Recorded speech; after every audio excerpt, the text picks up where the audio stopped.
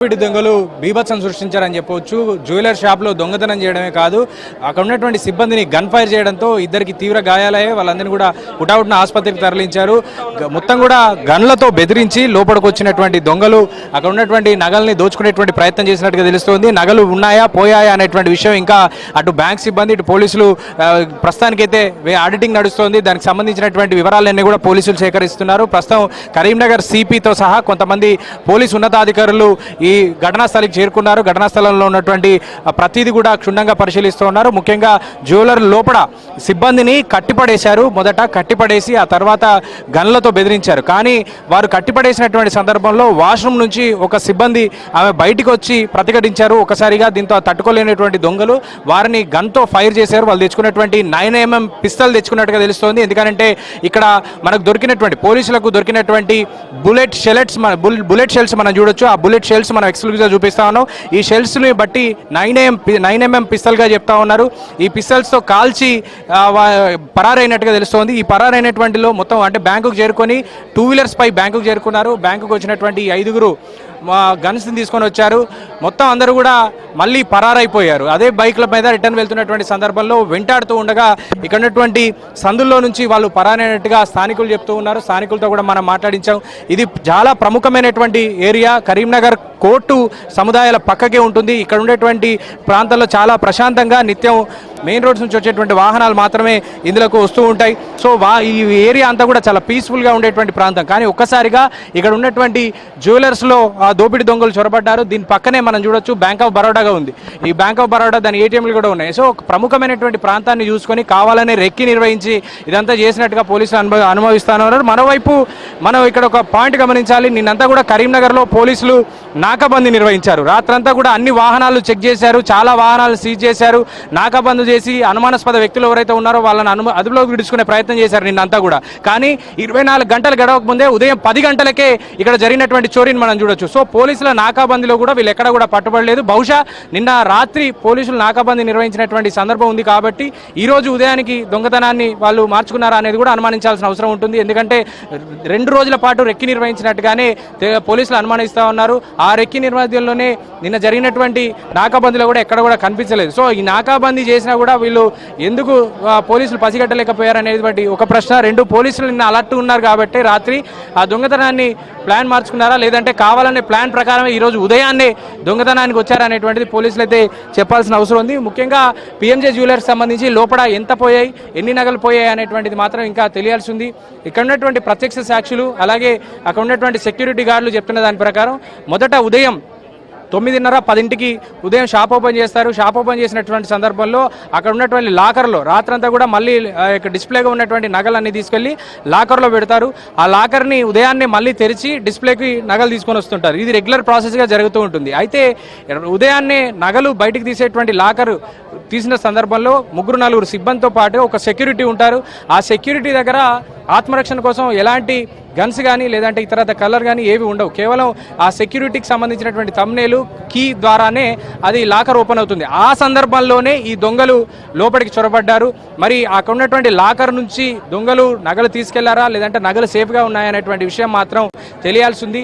దొంగలు చాలా టైమ్లీ ఇక్కడికి వచ్చారనేటువంటిలో అనుమానం లేదు. ఎందుకంటే ఉదయం ఎన్ని గంటలకు షాప్ తీస్తారు అనేటువంటి విషయాన్ని క్లారిటీగా ఉంది. ఈరోజు ఆదివారం, సో షాప్ తీస్తారనేటువంటి క్లారిటీతోటే వచ్చారు.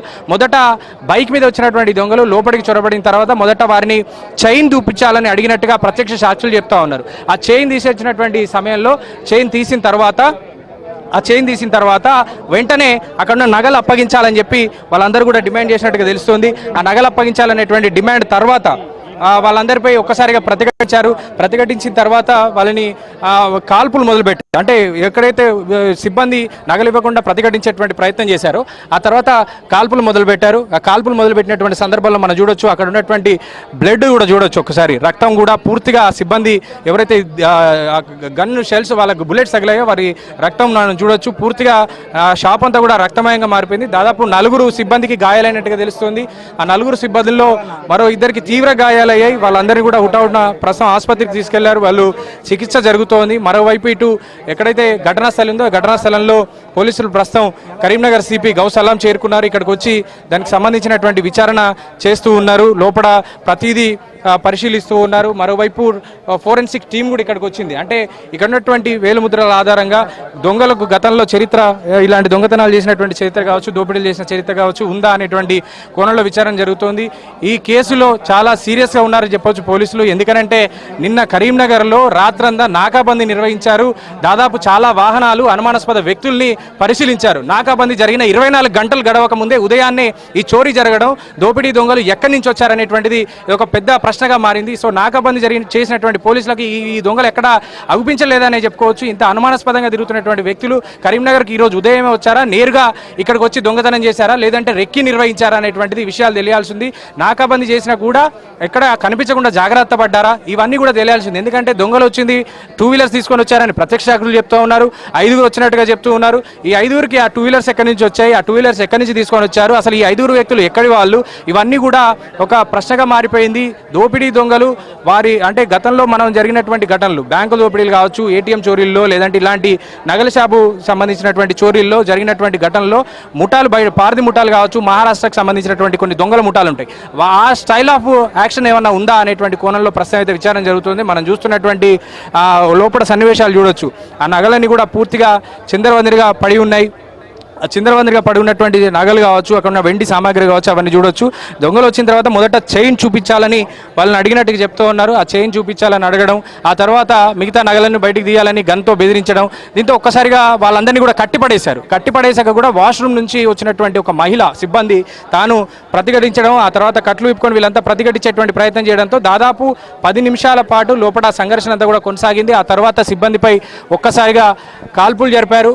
9mm పిస్టల్స్ తీసుకొచ్చినట్టుగా అర్థమవుతోంది. ఇక్కడ ఉన్నటువంటి బయట దొరికినటువంటి బుల్లెట్ షెడ్స్లు చూస్తే 9mm తెలుస్తుంది. 9mm పిస్టల్గా భావిస్తూ ఉన్నారు పోలీసులు. ఇంకా దానిపైన విచారణ నడుస్తుంది. ఫోరెన్సిక్ టీం అదంతా కూడా వెరిఫై చేస్తూ ఉన్నారు. ఇక్కడ బుల్లెట్ షెల్స్తో పాటుగా మ్యాగజైన్ కూడా దొరికినట్టుగా తెలుస్తుంది. మనం చూస్తున్నటువంటి ఈ ఎదురుగా పిఎంజేకి జ్యువెలరీకి ఎదురుగా ఉన్నటువంటి ఆ గల్లీ చూడొచ్చు. ఆ గల్లీలోకి కొంతమంది పరుగులు పెట్టారు దొంగలని చెప్తూ ఉన్నారు ప్రత్యక్ష సాక్షులు. సో ఆ పరుగులు పెట్టినటువంటి సందర్భంలో అక్కడ ఒక బుల్లెట్ షెల్ అక్కడ పడిపోయి ఉంది. అక్కడ పోలీసులకు దొరికింది ఆ సందులోనే. ఆ తర్వాత అక్కడ ఒక మ్యాగజైన్ కూడా పోలీసులకు దొరికింది. ఇక్కడ మనం చూస్తున్నటువంటి జ్యువెలర్స్ మెట్ల పక్కనే ఈ ప్రాంతంలోనూ ఒకసారి మన కెమెరామెన్ రవి దీన్ని చూపించేటువంటి ప్రయత్నం చేస్తూ ఉన్నారు.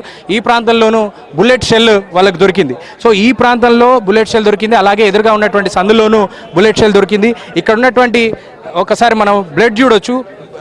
ఎవరైతే గాయపడినటువంటి సిబ్బంది వాళ్ళందరూ ఉన్నారో ఇక్కడ బయటికి తీసుకొచ్చేటువంటి ప్రయత్నం చేసినప్పుడు వాళ్ళ బ్లడ్ చూడొచ్చు. మనం పూర్తిగా ఇక్కడ పడిపోయింది. లోపల కూడా పూర్తిగా రక్తం అంతా కూడా పిఎంజే జ్యువెలర్స్ షాప్లో రక్తం మొత్తం కూడా నిండిపోయినటువంటి పరిస్థితి.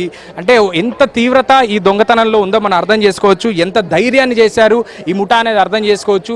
ఇంత ధైర్యం చేసి ఇక్కడికి వచ్చి దొంగతనం చేయాలనుకున్న ముఠా రెక్కి నిర్వహించకుండా ఉంటారా? ఒకవేళ రెక్కి నిర్వహించి అనుమానాస్పదంగా కరీంనగర్లో తిరిగితే నిన్న పోలీసులు నాకాబందీ చేసినటువంటి సందర్భంలో వీళ్ళు ఎక్కడ తారసపడలేదా? ఈ ప్రశ్నలు మాత్రం మిగిలిపోయి దీనికి పోలీసులు సమాధానం చెప్పాల్సిన అవసరం ఉంటుంది. మరోవైపు ఈ ఘటన జరిగినటువంటి సందర్భంలో ఎన్ని నగలు పోయాయి, ఎంత లాస్ అయ్యారు, ఎంతమంది గాయాలయ్యాయి, ఆ గాయాలైన వారి పరిస్థితి ఏందనేది కూడా అఫీషియల్గా ఇంకా బయటికి రావాల్సింది. ఇవన్నీ కూడా తెలియాల్సింది. కానీ ప్రత్యక్ష సాక్షులు స్థానికంగా రెగ్యులర్గా ఉండేటువంటి వాళ్ళు చెప్తున్న దాని ప్రకారం మొత్తం 5గురు దోపిడీ దొంగలు వచ్చారు. వాళ్ళందరూ కూడా 2 వీలర్స్ మీద వచ్చారు. 9mm పిస్టల్స్ తీసుకొచ్చినట్టుగా బుల్లెట్ షెల్స్ చూస్తే పోలీసులు అనుమానిస్తూ ఉన్నారు. అలాగే ఇక్కడ మ్యాగజైన్ కూడా దొరికింది. దీంతో పాటుగా అక్కడ ఉన్నటువంటి సిబ్బందిలో కేవలం ఒకరు సెక్యూరిటీగా ఉన్నారు. ఆ సెక్యూరిటీ ఒకరు మాత్రమే ఉంటారు. తన దగ్గర ఎలాంటి వెపన్ కానీ ఇతరాత్ర కానీ ఏమి ఉండవనే విషయాన్ని క్లారిటీగా మరొక సిబ్బంది మనకి ఇందాక చెప్తూ ఉన్నారు. సో వీళ్ళకు ఆత్మరక్షణకు మిగిలిందందా వాళ్ళ చేతులే. వాళ్ళు అక్కడికి ప్రతిఘటించారు. వాళ్ళ సిబ్బందిని అందరినీ కూడా కట్టేశారు దొంగలు వచ్చిన వాళ్ళు. అయినా కూడా అక్కడ ఒక మహిళ ప్రతిఘటించి తీవ్రంగా వాళ్ళని బయటికి నెట్టేసేటువంటి ప్రయత్నం చేసినటువంటి సందర్భం ఉంది. కానీ 9mm తెచ్చినటువంటి పిస్టల్స్ ఏ ఉన్నాయో వాటితో ఒక్కసారిగా కాల్పులు చేశారు. ఎక్కడైతే దొంగలు మేము దొరికిపోతాం ప్రతిఘటిస్తున్నారనేటువంటి విషయాన్ని గమనించారో వెంటనే వారిపై కాల్పులకు దిగారు. ఆ కాల్పుల వల్ల 4 సిబ్బందికి గాయాలయ్యాయి. అందులో 2 పరిస్థితి తీవ్రంగా ఉన్నట్టు తెలుస్తుంది, భారీ గాయాలన్నట్టుగా తెలుస్తుంది. సో ఇదంతా కూడా ఇంకా అఫీషియల్గా చెప్పాల్సింది. కానీ దొంగతనం జరిగింది, వాస్తవంగా మారింది. ప్రస్తుతానికైతే దాని గురించి విచారణ అయితే జరుగుతుంది. ఫోరెన్సిక్ టీం వచ్చింది. ఇతర వారి డీటెయిల్స్ అన్ని కూడా సేకరిస్తున్నారు. గతంలో ఎక్కడైనా దొంగతనాలు చేసినటువంటి చరిత్ర ఉందా, ఈ స్టైల్ ఆఫ్ యాక్షన్లో గతంలో ఎక్కడైనా దొంగతనాలు చేసిన ముఠాలు ఉన్నాయా, మహారాష్ట్ర నుంచి వచ్చినటువంటి ముఠాలు ఉన్నాయా, ఇవన్నీ కూడా పోలీసులు వెరిఫై చేస్తున్నారు. నిజానికి ఈ స్టైల్ ఆఫ్ యాక్షన్లో దోపిడీ చేసుకు వెళ్ళే దొంగలు జనరల్గా వాళ్ళ ప్లాన్ గతంలో ఉన్న దొంగల పరిస్థితి చూస్తే రాష్ట్ర సరిహద్దులకు సమీపంలో ఉన్నటువంటి ప్రాంతాలు నిజామాబాద్ కావచ్చు, ఇక్కడ మహబూబ్నగర్ కావచ్చు, ఇలాంటి సరిహద్దు ప్రాంతాల్లో దొంగతనాలు చేసి వెంటనే రాష్ట్ర సరిహద్దు దాటుతూ ఉంటారు. ఇలా ప్లాన్ ఆఫ్ యాక్షన్ ఉంటుంది. గతంలో దొరికిన దొంగలందరూ కూడా ఈ ప్లాన్ తోటి దొరికినట్టుగా అప్పుడు పోలీసులు చెప్పారు. కానీ కరీంనగర్ లాంటి ప్రాంతాల్లో ఇలాంటి చోరీ ఇప్పుడు సంచలనంగా మారింది. గతంలో ఒకసారి చొప్పదండి SBI బ్యాంకులో ఇలానే చోరీ జరిగింది. అప్పుడు కూడా దోపిడీ దొంగలు గన్తో బెదిరించి దోపిడీ చేశారు. కానీ అప్పుడు ఉగ్రవాదుల చేతుల్లోకి చొప్పదండి SBI బ్యాంకులోని నగదు వెళ్ళింది, అప్పుడు దొంగతనం చేసిన నగదు వెళ్ళింది అనేది ఆ తర్వాత కొన్నేళ్లకు బయటపడింది. సో ఇట్లాంటి ముఠాలు కరీంనగర్లో గతంలో దొంగతనాలు చేసినటువంటి సంఘటనలు ఏంటి, దొంగతనాలు చేసినప్పుడు ఏ ముఠా వచ్చింది, ఈ స్టైల్ ఆఫ్ యాక్షన్ ఎవరిది అనే కోణంలో పోలీసులు అయితే విచారణ చేస్తూ ఉన్నారు. Right, Gopalakrishna, thank you for the updates.